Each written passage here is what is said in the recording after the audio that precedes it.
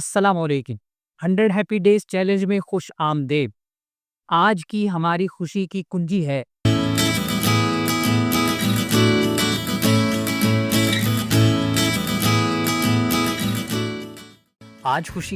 ہے کسی پرانے استاد سے رابطہ کیجیے، کیونکہ وہ لوگ جنہوں نے ہمیں سوچنا، سمجھنا اور سنبھلنا سکھایا، ان سے جڑنا صرف شکر گزاری نہیں بلکہ دل کی خوشی کا ذریعہ بھی بنتا ہے۔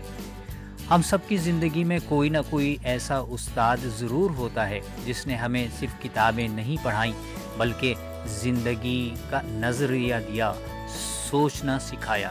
کبھی وہ اسکول کی پہلی جماعت کے سر یا مس تھی، کبھی کالج کا پروفیسر جس نے ہمیں خواب دیکھنا سکھایا، یا کوئی ایسا رہنما جس نے ہمیں گرنے سے بچایا۔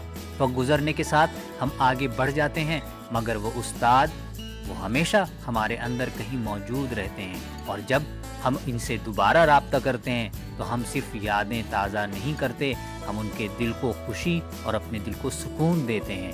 یہ ان کا شکریہ ادا کرنے کا بھی ایک بہترین ذریعہ ہے۔ عملی اقدامات۔ آج کسی ایسے استاد کے بارے میں سوچئے جنہوں نے آپ کی زندگی پر اثر ڈالا۔ ان کا نمبر، ای میل یا سوشل میڈیا پر پروفائل تلاش کیجیے۔ ایک سادہ دل سے نکلا ہوا پیغام بھیجیں: سر، مس، آپ یاد آئے، سوچا حال چال پوچھ لوں۔ آپ کی دعاؤں سے میں فلاں کام کر رہی ہوں۔ اگر ممکن ہو تو فون کریں یا ملاقات کا وقت طے کریں۔ دن کے آخر میں لکھیں: میں نے فلاں استاد سے رابطہ کیا اور مجھے ایسا محسوس ہوا۔ سوچئے ذرا ہٹ کے۔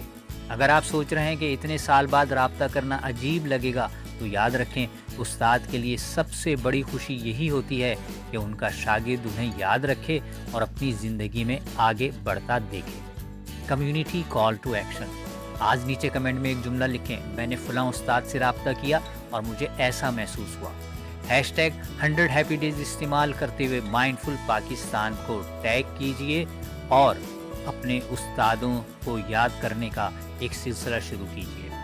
آخری بات، جب ہم اپنے استادوں سے جڑتے ہیں تو ہم صرف ماضی کو نہیں سراہتے، ہم اپنے حال کو بھی روشن کرتے اور مستقبل کو شکر گزاری سے سنوارتے ہیں۔